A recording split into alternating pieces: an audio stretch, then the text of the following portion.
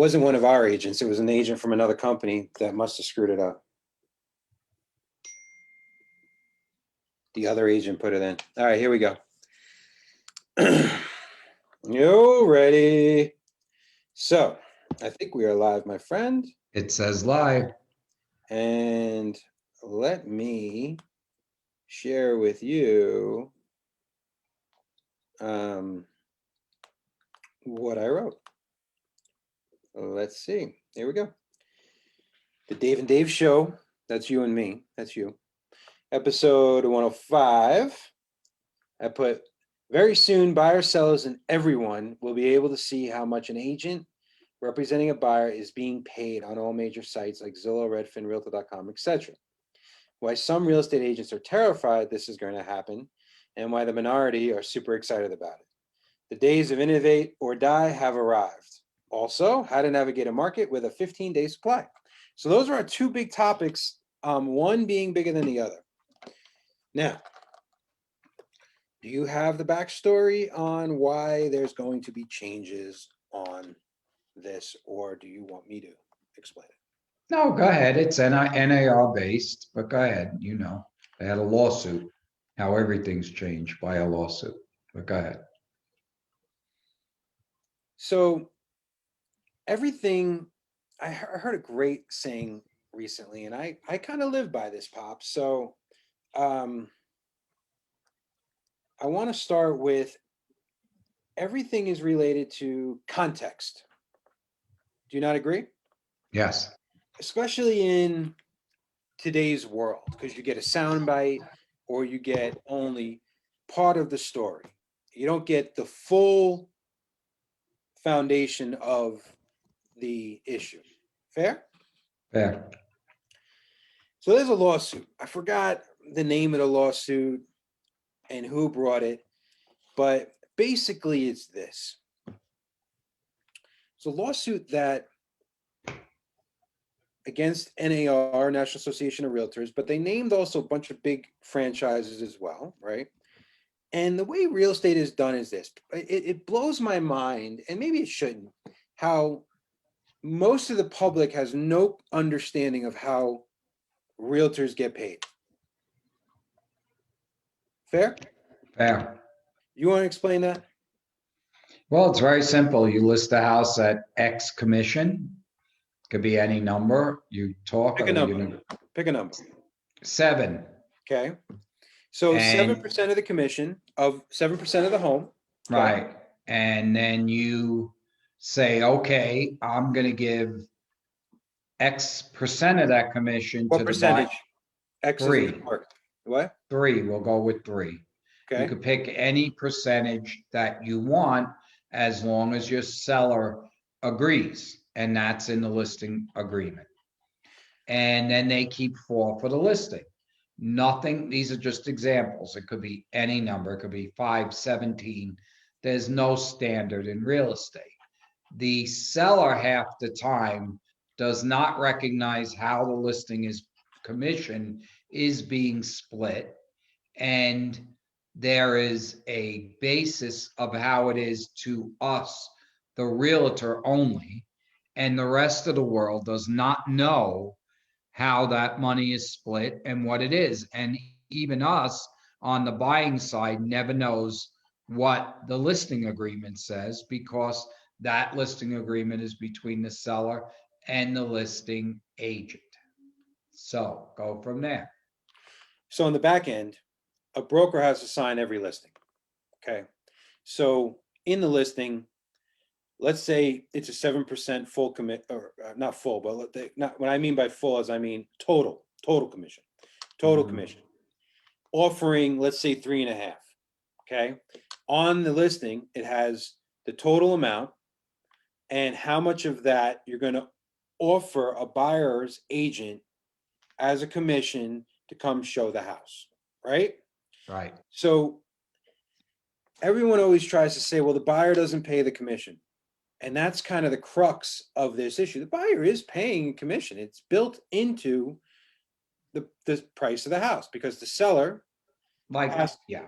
Oh, it's Estimate like it out. any product. You're right. Any product where they say, oh, well, I don't pay for the wood and the price of new homes are going up. Well, yes, you're paying for the wood. And that's why the new home builders are raising the price because wood is doubled. So, in effect, does it affect? Yes. Go ahead. So there's this huge debate in the real estate world about how much data and information to share with the public. Now, the old real estate ways, the old guard, and my father was never part of this guard, he always fought against it, was control the listings, control the commissions. It was all controlled. The data wasn't free. It wasn't ubiquitous. It wasn't available to everybody. And for a long time, from NAR to state to local, they did not want to give up that data.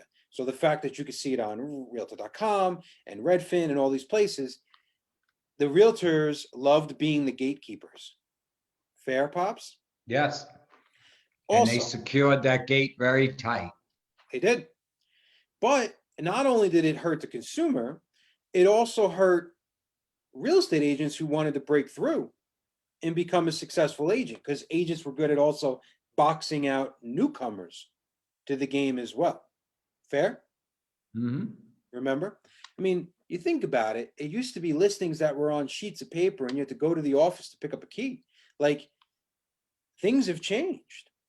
So that's issue number one. You're showing your age there through me, Dave. Yeah, well, I'm glad I have I'm glad I have that history and I understand where where we came from. And I'm able to talk like a semi-intelligent individual about this issue, right? So the second part of the gatekeeping is how realtors get paid.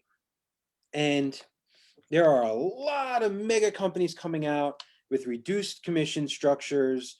And when I say reduced, you can't say that commissions are 6% because that's antitrust. That's like four corners of a intersection. There's four gas stations and the owners, four different owners say to each other, hey, listen, we're all going to make it $2.99 a gallon.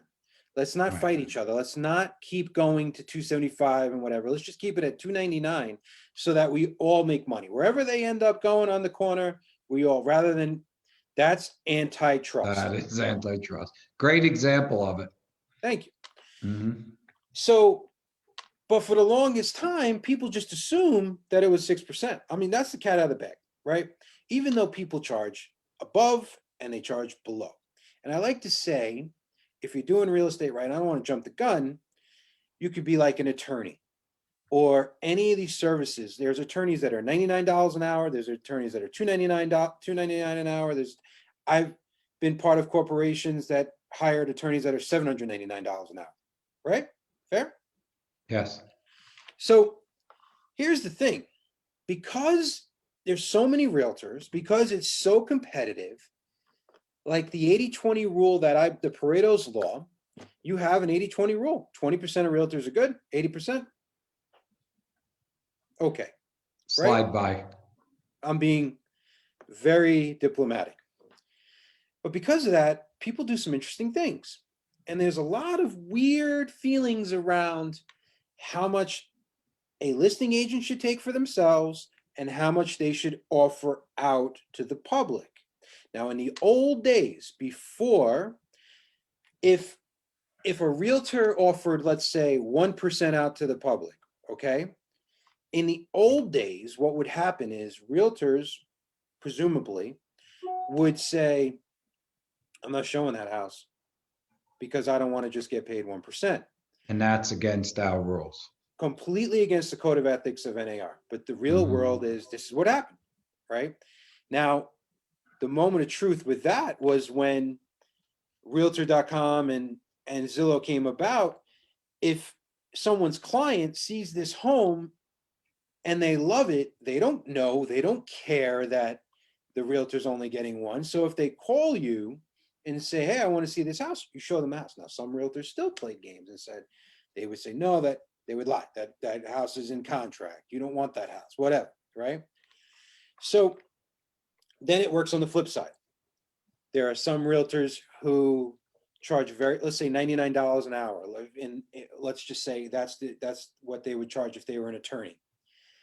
And then what would happen is, because they're charging so low, some realtors would not show their houses either. That's why there's a pretty well-known realtor who loses his mind over this, right? And so now what's coming is this. A result of this lawsuit is that when you go search for a home, the consumer, you're going to be able to see how much the buyer's agent's getting. So you're going to be able to, if you go onto like Redfin, you're going to be able to see the house is It'll be $299. an added category, and it's not done yet, but this is what we're getting from NAR, is what is going to happen as a result of this lawsuit, which has not been posted yet. So don't everyone go on and look at the listings and True. see if you could see it, because it's not done yet. But it is, as Dave said, the solution to it is you are going to see what the seller is paying for the buyer to sell their house. Whatever, it could be a flat number, it could be a flat number, it could be $1, it could be anything, but you are going to have that knowledge. Now, where does that become powerful? Go ahead, Dave. So I was having a discussion with our attorney, Dave Sanders, and I said, how is this a bad thing? Why is everyone, I mean, almost with blinders on, Dad, I was like, how is this a bad thing? This is amazing, right? All right. And I'm in such my own bubble of feeling like, not only am I worth it, I'm worth more. In my brain, I said, oh, if the client can see that we're not getting what other people are saying, they'd almost would feel bad, or maybe they would want to pay or whatever. Like that's how innocent I was to this, because I truly believe I'm a high valued expert in this game. Like, I'm a true consultant, and our agents underneath us are consultants. Like, in my brain, I was like, I love the fact that I get to compete against another person, because it's me versus them. But what I wasn't taking into account, and this is what he explained to me, is, well, he didn't say it this way. This was my paraphrasing. And what me reading between the lines, my inference was, a lot of realtors may not feel like they're worth it. And then they're like, oh, the client is going to go, you're getting paid that much? That's crazy. And then I started going, or the the client's going second to part, say, which is huge, which I want you to say. Yep. which is, if you're getting paid that much, I need that top level service that justifies what you're making on the house. Is that what, because we don't script this, so you people know, this is Dave and I having a conversation. Is that what you meant? No, I was also going to mention keeping the listing agents honest, because I truly believe there's some agents that don't explain to their sellers how the commission's being split, and they're taking more from themselves and offering less to entice a buyer. And that's legal if you disclose it. Exactly. Listen, there's no rule that says you have to split the commission 50-50. The listing agent has tons more costs, right? They have to get the listing, market the listing, and whatnot. So there's no rule. There are some people who take 7, they do a 7 total and offer 2. As an example, we'll take a 7 and then go ahead. Offer 2. I have no problem with that, as long as you ask the seller, hey, can you explain to me how much your listing agent's taking and how much they're offering? If they say my listing agent's taking 5 and that person's worth it and they're offering 2, and we believe that positions our house to make it the most attractive to bring a buyer, no problem with me. Listing agent's a great seller, great marketer, beautiful. But now, not only can the consumer see what commission the buyer, when it goes through, what the buyer is going to get, but also the seller, who may not realize, in this case, Dave's saying 7, that they may not realize it's a 5 and 2 split until now, when this comes up, and then they'll be able to read it in their own eyes. And I basically, don't believe the sellers understand it. I don't believe a lot of sellers do either, but basically what Dave is saying is this is a time where all information is going to go out to all parties. Not And we all, don't, not all. no, I mean commission. Yes. So And that this commission he doesn't see as a bad thing because he also sees that the value of the agent is going to show through on you deserve this commission because of the what work you're putting to this so transaction. let's segue to that. I want to start with this. If you're going to write anything down from this video, this is what you need to write down. The most powerful man in any room or woman, the most powerful person in any room is the person who has nothing to hide. I You're believe the not most only we powerful man then, Dave, because you wear your life out there. think about it. It's the classic 8 Mile when Eminem is battling rap and he's like, yeah, I'm from the trailer park. Yeah, I did this. What, you can't even come at me now. I just basically owned everything. You cannot beat me because so I would love for not only to show what the buyer's agent would get, is I'd also love to see what the listing agent's getting. I would like to turn the whole MLS inside out and show everything. Other than, I was debating with someone on Facebook about this, and they said, well, what about gate codes and stuff like that? I said, fine, you're right. We wouldn't show that. But pretty much 99% of the listing of what an agent to agent sees, I believe should be flipped through, because the information is ubiquitous. Who cares? Your clients, we're not sales agents, we're information agents. That's what we are. And the client should know all the data, all the information, because there's too much of it. Our job as consultants is to sift through all the noise, all the data, all the craziness, and help people make informed decisions. So the most powerful person in any room is the person who has nothing to hide. So I say free it all. People don't like this, Pops. They like it the way it is.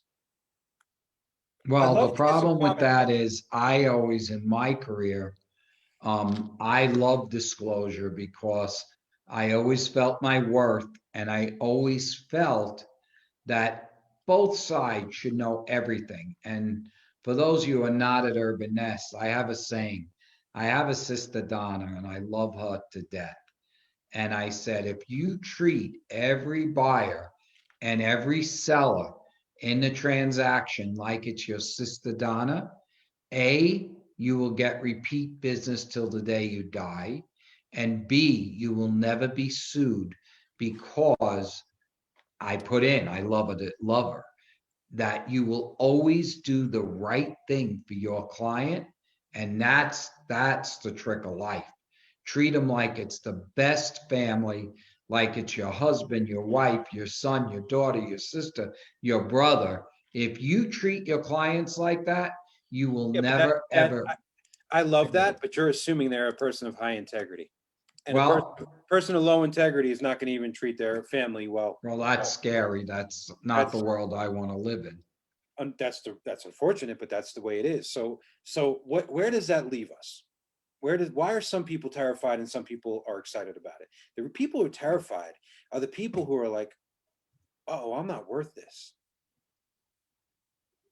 And a lot of agents are door openers for buyers, and they just input the property on the MLS for sellers. That is not a high valued, trusted consultant advisor. That's not the person. There's got to No. be a marketing strategy. There's got to be a negotiation strategy. There's got to be a positioning strategy. There's got to be an expertise around this. You're not Mhm. realtors. We're in a consultant business.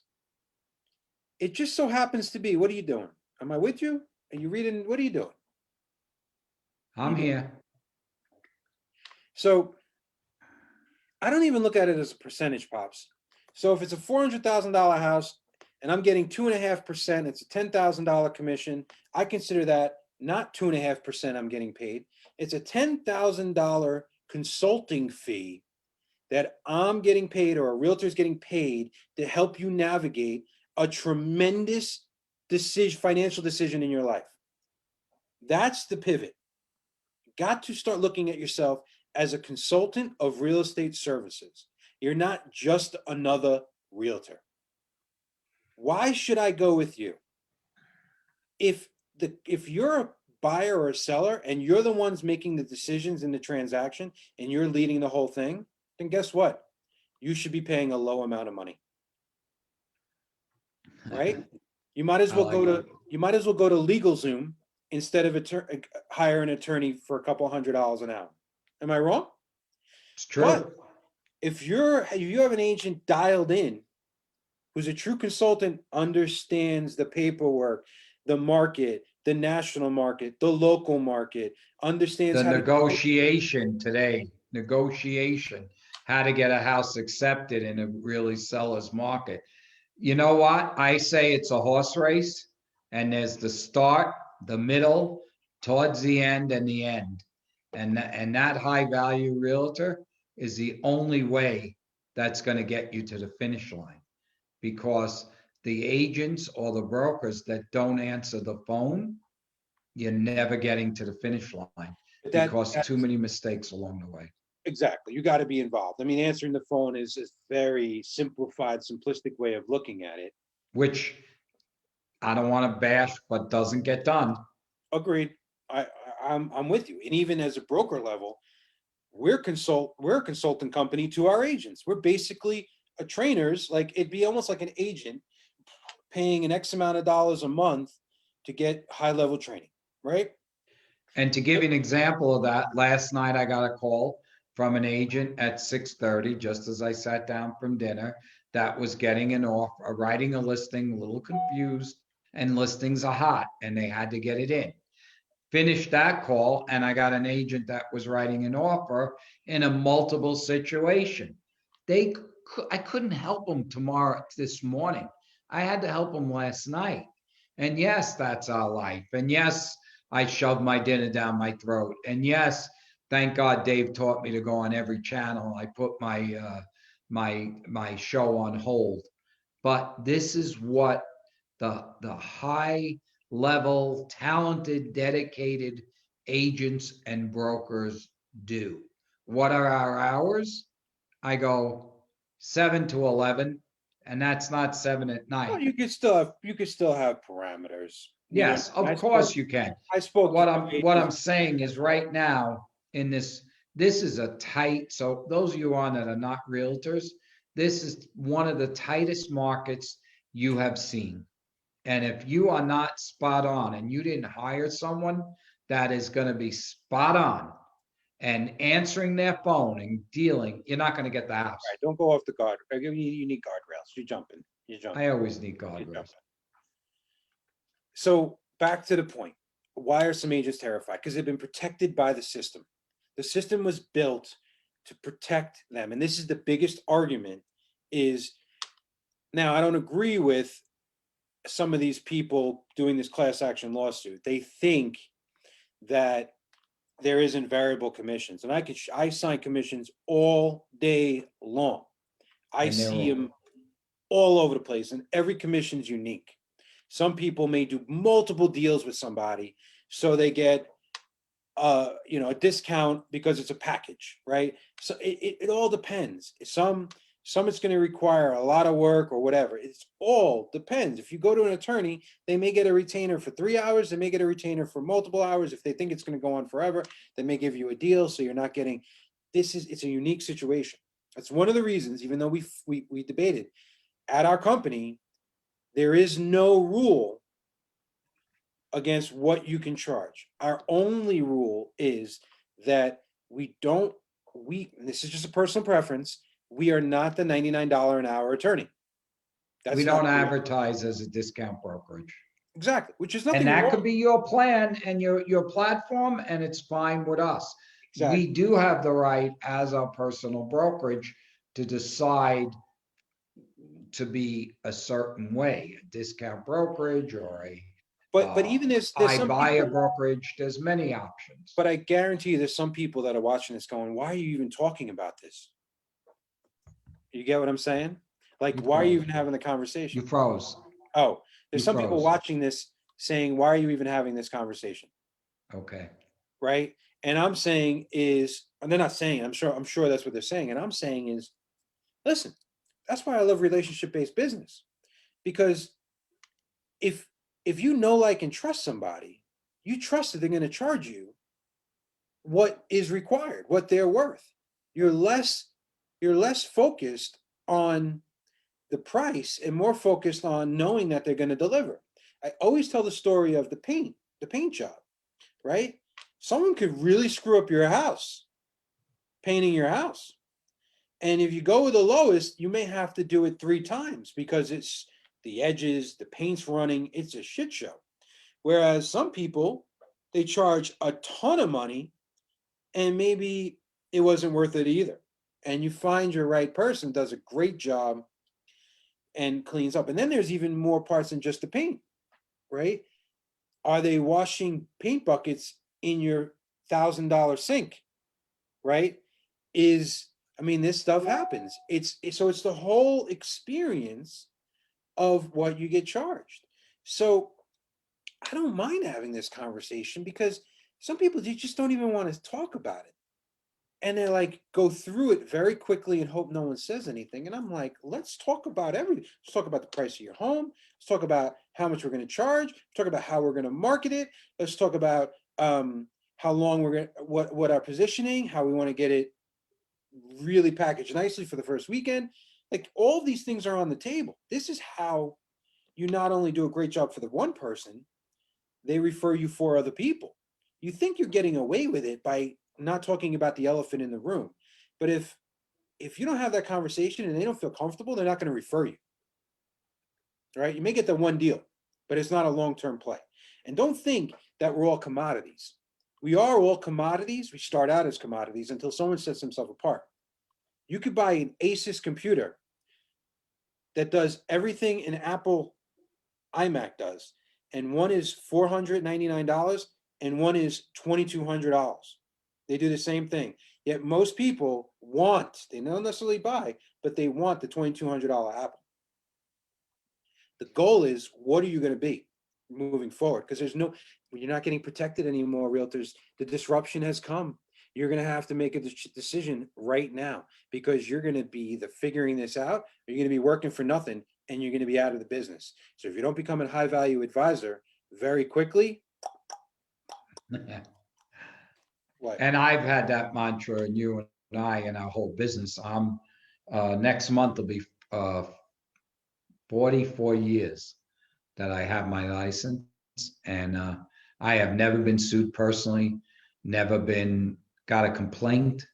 And when you're high value, like Dave is talking about, and doing the right thing is more important than the money you're going to put in pocket at the end of the transaction, you will never get any of that bad karma coming at you. And in today's market, and a little side note, and Dave's going to yell, I'm getting letters and phone calls and texts on my 2 properties. I will buy your home. I will, no hassle. I will buy your home. Here's my advice, and it's free. Do not sell your house to anyone until it hits the open market, because common sense is less inventory, more buyers. Demand is brutally high. Please list your home. I don't care if it's with us or not, but list your home and get the highest value that's going on right I now. disagree. You're too black and white on that. 99 out of 100 times, sure. Okay, 99 out of 100. But Do it this way. even then, there are people that'll pay a premium to not have to fight the open market. And sometimes they'll even pay more than what the market will bear. There is, let me set the table for you.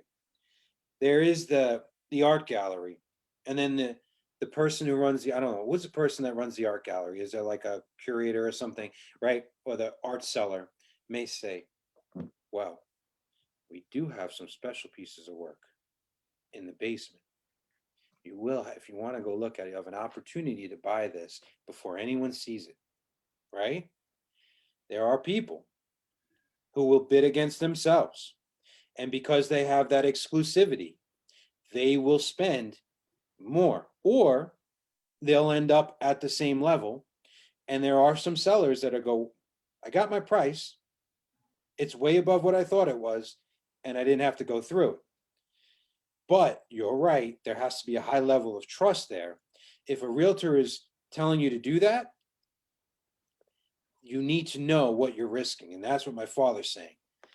Yes, the more buyers generally in a good market will get you a better price, more competition. So, but it matters on, do you trust the person? No. Oh, yeah. Well, So let me ask you, what do you think your house is worth? 800? yeah, And you didn't think it was worth that a month ago. right. Okay. What if someone knocked on your door and said, I'll give you, and I know you don't want to sell, but let's say you were thinking about it and you were like, oh shit, these numbers are astronomical. Someone knocked on your door Mm-hmm. and said, I'll give you 875 cash right now. Would I take it? If you were debating about selling, or would Yes. you say, no, I don't want 875. I want to go on the open market.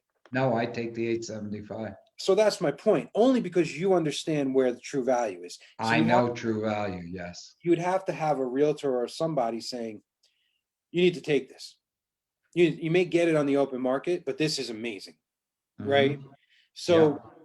So there is, I don't want to give away too many of the urban nest secrets, because listen, we give away tons of information for free, but we're not going to give you all the secrets. But I will give you one on the range, price range. Should I give them the secret on my two price ranges?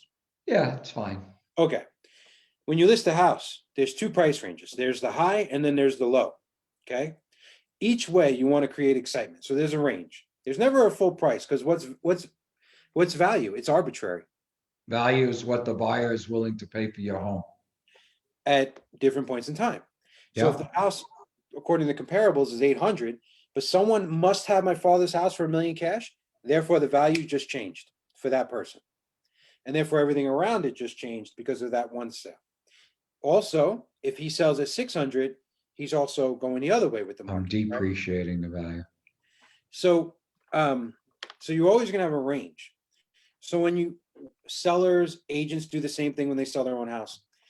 Everybody starts off on the super high price and what I call the unicorn price, right?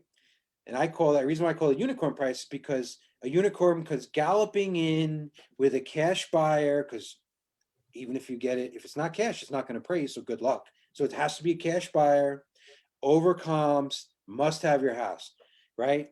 The unicorn is pooping fairy dust as they go. I mean, this is a once in a lifetime. Now, realtors, never say to your clients, I've learned this the hard way early in my career, your house will never sell for that price. Because what happens, Pops? You eat your words and it sells and appraises and it went. Unicorn comes galloping in and you got glitter all over you like a dummy. So the unicorn price is the high price. Right now, people are getting their unicorn prices. Okay. But if you're the one person that has a house, maybe not a great location, maybe it needs a little bit of work, a little, pretty ugly, pretty, right? Pretty but ugly, maybe old, or there's something functionally obsolete about it, then you may want to play the bottom. And the bottom is, I call the eBay price, where you price it below comps and everyone takes a look at it and goes, oh my God, this is such a great deal. And you create so much excitement that so many people start getting it. This is like my dad loves, he falls for all the time. Come in, you can get a Mercedes for $399 a month lease. And the thing has like two wheels. It's the color of poop, and it's like it's got 8,000 miles on it. Like that's the one that gets you on the lot, right? The eBay price is the price that gets eyeballs to it, and you're pricing it way below comps. And then what happens is people bid it up to a more acceptable, comparable price. So you got a range: unicorn, eBay. Most people list it at value. Pretty much fair. And then let the market determine what the value. They list it as the comparable and that comparable analysis price.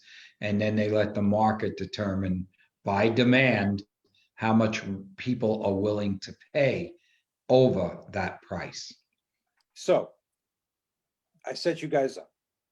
Is this a consultant, high level conversation an agent would have with a seller? Yes, because I'm talking you right. There's not a price for your house. We have a range. I've made it fun. We have a unicorn price and we have an eBay price. I've showed you the comps, and it's obvious that I know that we're going to pick a strategy that works with your home. If your home's been redone and has a big backyard, and we're going to go for the unicorn price. If your house is in a good neighborhood but needs about $100,000 or $50,000 of work, it still has travertine and needs wood floors and it needs the cabinets to be painted. Guess what? Rather than fight the market, let's eBay this thing and let them fight for it, right? And that's the difference. Now, if you just show up because your grandma, your grandma's uncle, sister's brother decided to say, "Oh, use my grandson," and you walk in and it's basically like a sympathy listing, good luck. Then you're probably not worth a higher commission because you're only putting it on the MLS, and the MLS is going to do all the work for you. Same thing on the purchase side. If you're just opening a door and they're like, "Well, we want to offer this," if you're not saying what to offer and giving them comps and showing them what's going on in the market, are you truly earning your commission? And that's the whole point of this conversation. And there's so many realtors out there that unfortunately the majority give the minority not a bad name, because the majority aren't bad people. They just don't have the reps. They're ignorant almost because there's not enough training in this business. There's not enough people showing them there's not enough mentorship. So we've all been able to slide under the radar. Soon it will not happen anymore. Fair? It's fair. Now, you want to talk about the stats that we mentioned yesterday for our company? Just that the inventory is the lowest it's been No, in I'm not talking about years. that stats. I'm talking about the how many days on market. Oh, you go ahead. That's great. Great info. Okay. So there's a way to look at statistics on the back end for most owners. You got to pay for service, whatnot. And I'm always looking, all right? There's a way to look. You could look on how many units sold, the volume, producing agents, deals per agent, whatnot, okay? Now I set it up where 100 agents or more are the people that I compare our company against other people's company.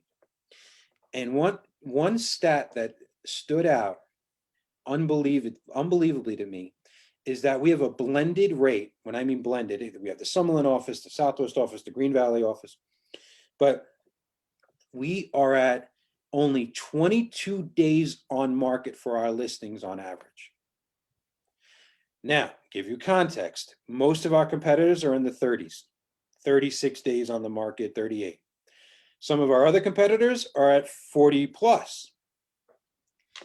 Now, my dad's I'm not naming names, and he's gonna get mad at me. This is how you have to watch value, what value is, what you pay versus your return on your investment. One company that maybe has a discount way about it had 55 days on market. So it's interesting. 22 days on market, right? 55 days on market. Now, there's more factors. You have less days on market if your average sale is low. Guess who has one of the highest average sales in the game? Our company. Yes. So we're way over $400,000 a sale. Median price is $345,000. So not only do we have a lowest days on market, we have a very high average sale. So for the consumer, what he's saying is we sell it the fastest for the highest price you could get. Exactly. Now there's a third component. We were also at I think we were like second place on the percentage of what the house sold for versus list price. And we sell 98.3% of list price, which means we're pricing things correctly and we're getting our sellers the most amount of money. Least days on the market, most money, and one of the highest average sales. That's how you look at value. We are not the cheapest when it comes to charging commissions. But do you think you're getting your money's worth on that bad boy? You bet. You And I are. don't think there's a lot of people coming in with that message. Right? No, I don't think so. So these are the things that matter. Now, only, again, what did I just lay out for you? I differentiated and I had a conversation that most agents or companies would not have this conversation in a listing presentation. One of the questions, Pops, I started asking everybody when someone's selling me something, you know what I ask? They go, well, is there anything else you want to know? I go, yes. Tell me something that I should be asking you. What am I not asking you that I should be asking? Oh, that's loaded. Right? And what do Because they say? I get some interesting answers. And then they stop and think, because I know they get asked questions all day, every day, and they have all the information. And then they go, well, you didn't ask about this. And then boom, what's the question I should be asking that I'm not asking? And what I want to do, and what you want to do, and what we want to train all of our agents is to answer the questions for people that they should be asking and they're not asking. And they shouldn't even have to ask you that question. You should just be providing that information for them as they Right. come out. You like that? I do. Super interesting, right? Uh-huh. So listen, real estate is not easy. You could lose a lot of money and make some really poor decisions. Realtors don't make the decisions for you, but their job is to put you in the best position possible. If you want a pink carpet and you want to back a street and you want a 2-foot backyard, guess what? It may not be the best stuff for resale value. It's our job to tell you, listen, if this is what you want, great. I'm going to sell your house in 3 or 4 years. I'm telling you now, these 3 things are going to make it a little bit more difficult. Now, And the because pink carpet could be replaced. So if you want purple granite that costs 20 grand, he's going to tell you the return on purple granite is 0. Enjoy it, because to sell it, we're going to have to rip it out. That's what he's saying. but we should say to them, okay, but you love this? Most people aren't going to. So let's get it for a banging price. So that let's get it for less than what it's there for. So that when you go to sell it, you're going to get less than your neighbors, most likely as well. So at least I'm protecting you on the downside. And there is something to be said of buying in, let's say, a $750,000 community, but because this house has these 3 things, maybe you would never be able to afford to be in a $750,000 community, but because this house has these 3 things against it, it's priced at $675 or $680, and you're just happy to be in the community at $70,000, 10 to 15% less. And every time you drive in, you're like, these are my neighbors. I know I got the small backyard. I know I got the pink carpet. I know I backed the road. I don't care. You see? So context again, conversation again. Had this situation, one with Angie's clients. No one wanted it. Everyone looked into the yard. They were like, these people were ecstatic about the opportunity to be in this community. And they're like, we're just going to put up big trees. We don't care. Gorgeous house. Remember that house? Right? So I do. It was the road on that house. no, it was an end piece, and it had Oh, I 3. thought you meant the people that bred the dogs. No, oh, that one. That was a tough one. Yeah, big road. Big road. Big road. But gorgeous house. Gorgeous house. This one had, because it was on the end, it had the backyard. So to your left was someone looking in, rather than like it being next to you. As it was Oh, I remember that one. Yeah. and it had someone looking in on one side. So it had All 3 sides looked on the pool, the pretty pool. exactly, and it I was a remember. deal killer for a lot of people. But because of the price point, boom, you're in. Context, context, context, and have the conversation. These people were so excited about this house. You think they were getting gold. And you know what? They bought in at the right price. So back to the original point, Pops.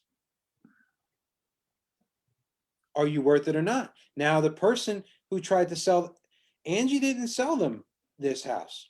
Someone else did. And the people didn't call that agent to list the house. Angie didn't BS them. She said, here are our issues, right?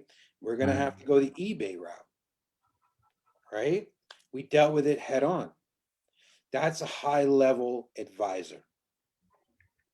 Instead of going there, listing it high, saying everything is great, and then having the seller call you and say, why isn't my home selling? So another consultant way of going about it is someone who reads and understands and gets coaching. There's a book called Crucial Conversations. It's the ability to have conversations in your life, or the ability to have a conversation in business, right? The seller shouldn't be calling you as an agent saying, I think we better lower our price. We're getting no activity. If they made that call to you, you've lost. You should be having the call with them. You're the expert, you know. They shouldn't be giving you marketing tips. You should be giving them marketing tips, right? So I'm bringing this point up because the tsunami's coming, Pops. There's a reason why we're stopping at 500 agents. Because we only want high-valued, trusted advisors. We want agents who their sellers can, if I call the sellers of my agents, they could tell me exactly what commission they're paying to their seller, the listing agent, and what commission they're paying to their buyer's agent. They're well informed. They're members of the community. We got nothing to hide here. We're the ones that are going to want to protect you. And people are going to fight this and fight this and fight this. Is our MLS going to be in front of this, or are they going to wait till they're forced to do it? They're going to wait. I hope they don't. Why not have some bold courage and get in front of it and saying, we support transparency for the consumer. We're not waiting for the ruling. We're putting it on the MLS. Let's go. I agree. I totally agree. Am I boring you? No. Are you uncomfortable? No. Why are you so weird looking? Are you in pain? No, I'm sitting here with this on my lap trying to control her from being a good dog. So we're going to call it the Dave and Missy show. So that's why I'm not jumping up and down. There's always have some brevity. You know, there's always. There's a TikTok. There's a show it's called Daddy Issues. It's not what you think. It's a father and a son arguing, and the father is a Trump supporter and the son is a Biden supporter, and they're arguing. It's hysterical, and it made me think, even though that's not us, but it reminded me of me and you. And of course they're Italian, or at least they're from New York, and they're just yelling at each other the whole time. It's hysterical. So my favorite, to go off the subject, was the cat Zoom. Oh, I am not a cat. Hysterical. So listen. Stop fighting it. Stop fighting it. You're going to have to level up.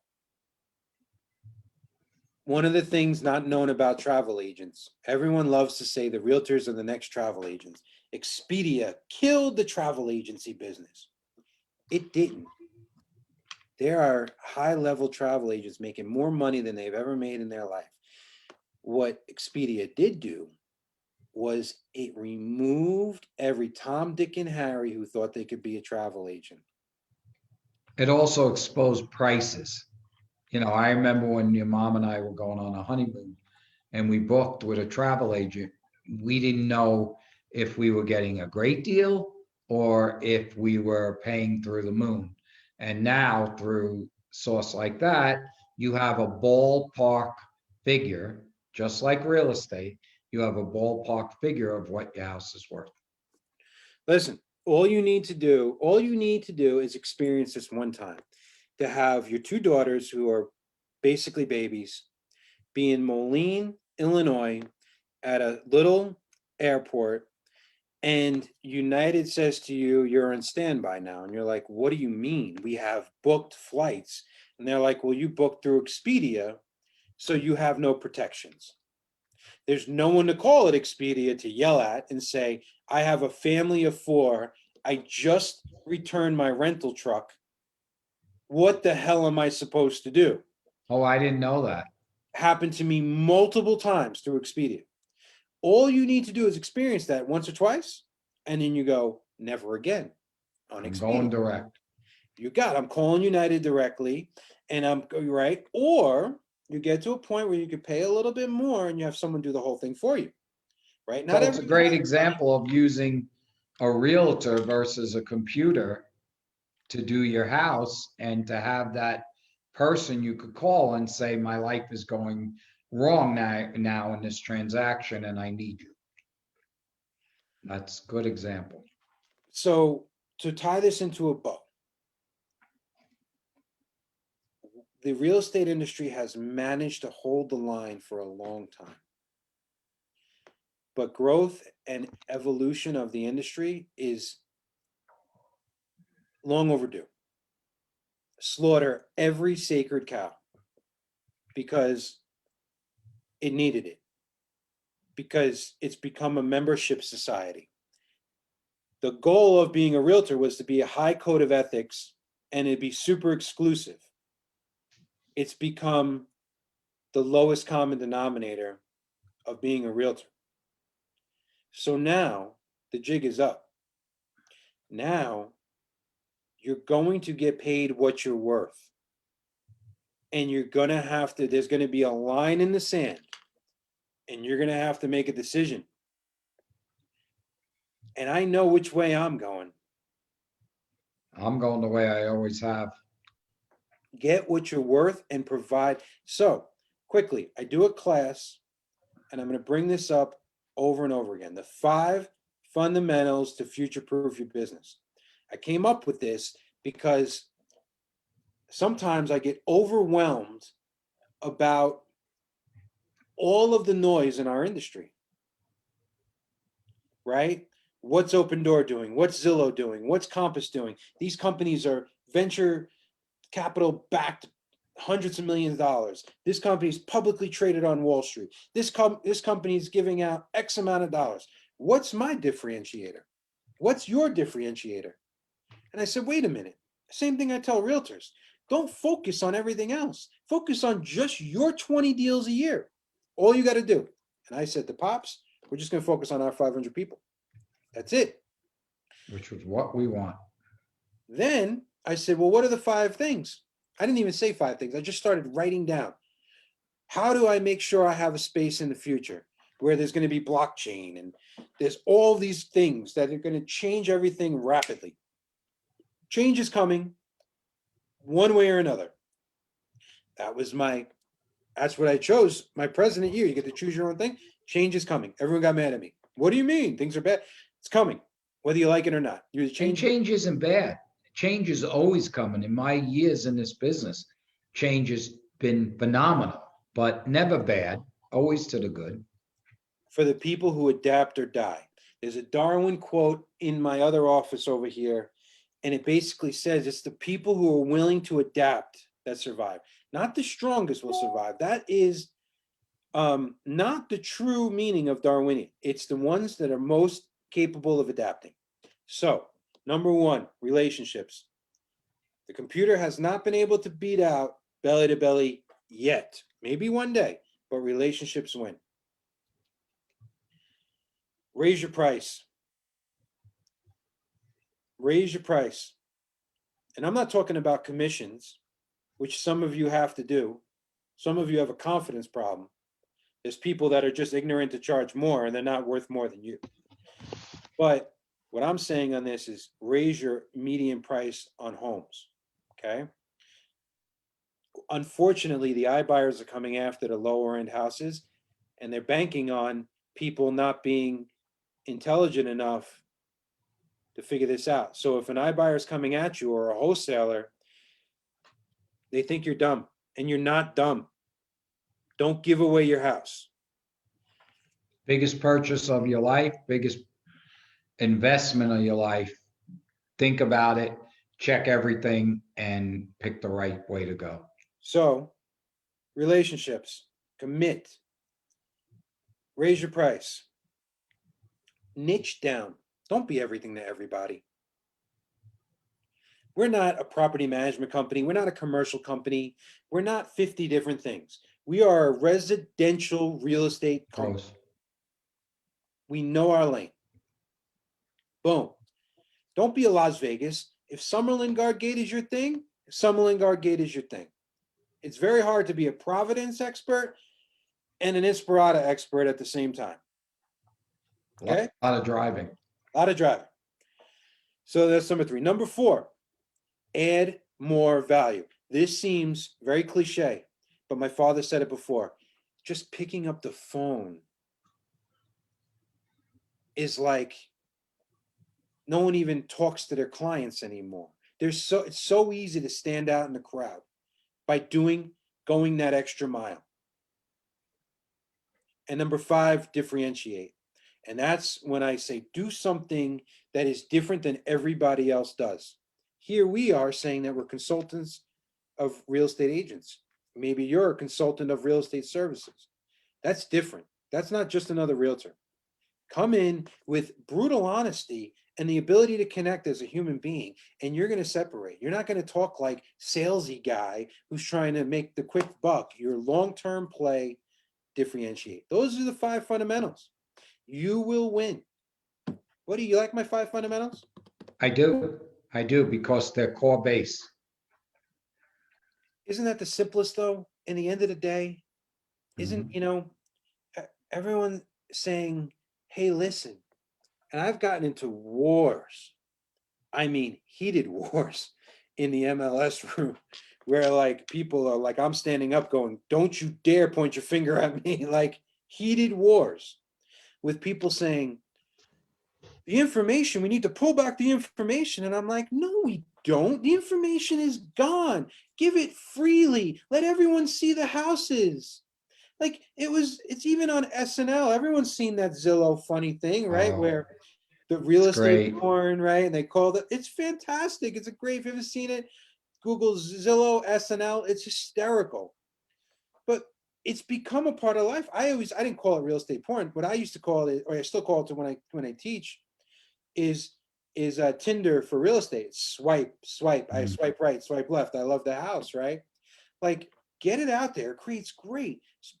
People are going to search, but then who are they going to choose? Because if they put into Google real estate agent Las Vegas and all this information comes out, their head's going to explode. They don't know who to choose. Every realtor's number 1 agent, right?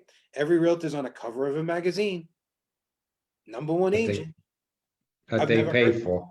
I've never heard of this agent in my life. Number 1 agent, right? And then they get an HGTV show because they're pretty. Who the hell is this agent, right? So you need somebody to cut through too much information. Information is ubiquitous. Who could filter it through? So I don't know. That's where I'm at. So I don't want to confuse the clientele. This is more real estate based, but embrace this. Embrace this. Don't you agree?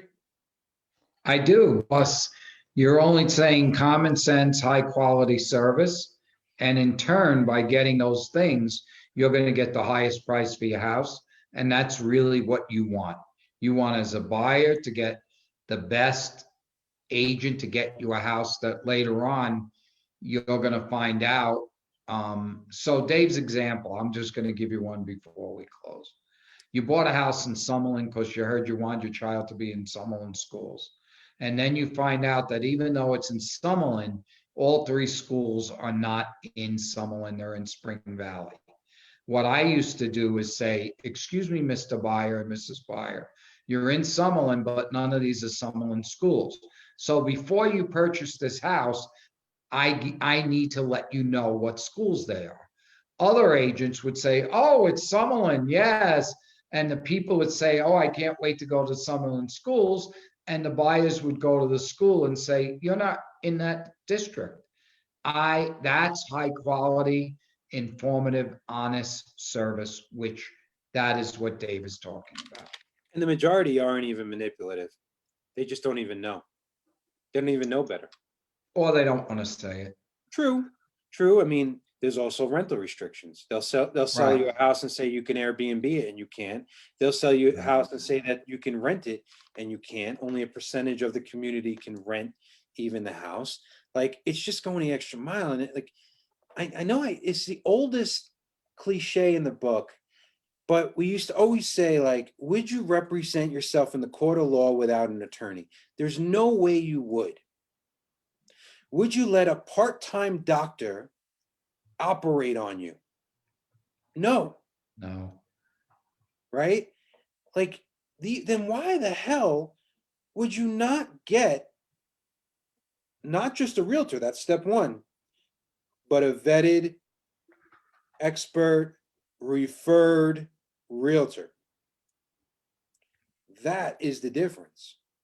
And listen, I could argue and say, the states should make it harder to get a real estate license. That's never going to happen.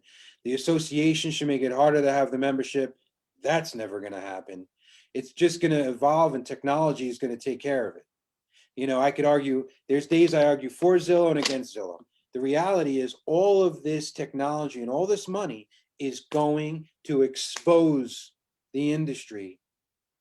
And when the lights come on, right? When the ugly lights come on at the end of the night, last call, who are you going to be? Are you going to be a high valued consultant of real estate services, or are you going to be, there's nothing wrong with it, a low value commodity? You need to make your choice, because sooner or later, it's going to be made for you. Are you inspired, Pops? I am.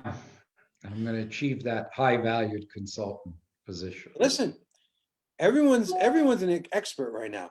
Everyone's a genius in Bitcoin because Bitcoin's going in what direction? Up. Everyone's a genius in the stock market because stocks are going in what direction? Up. Everyone's a genius in real estate. You're on TikTok, you think, your cousin Johnny bought 10 houses. Everyone's a genius. It's going up. When the music stops, we'll find out. Right? Am I wrong? Because easy come, easy go. I know when the music stops, him and I will still be here, trucking along, grinding it out, adding value.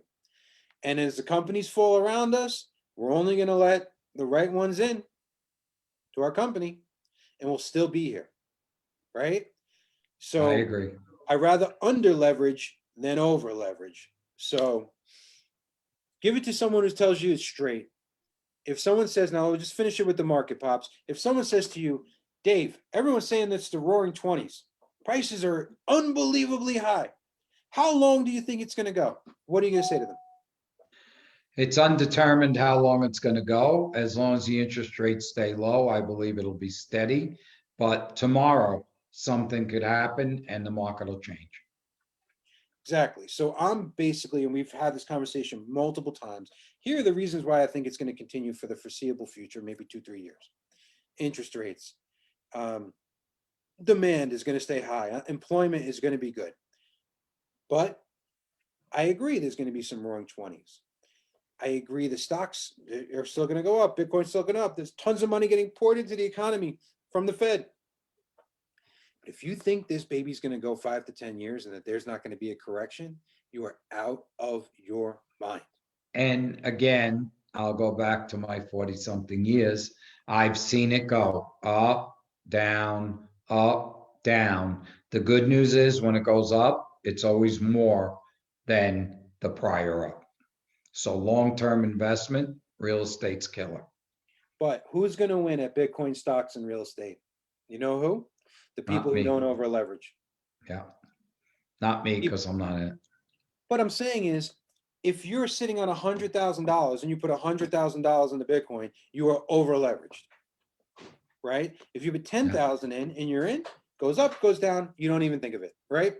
Yeah. If you buy a house with a great interest rate and 25% down, and you could afford the payment in a good market and a bad market, you're never mad at your house. If you buy a rental property and it cash flows in a good market or a bad market, you don't care how much it's worth because you're getting income every month.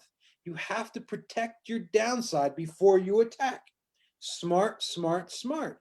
So if I'm having a conversation, you got to have a financial conversation with your client.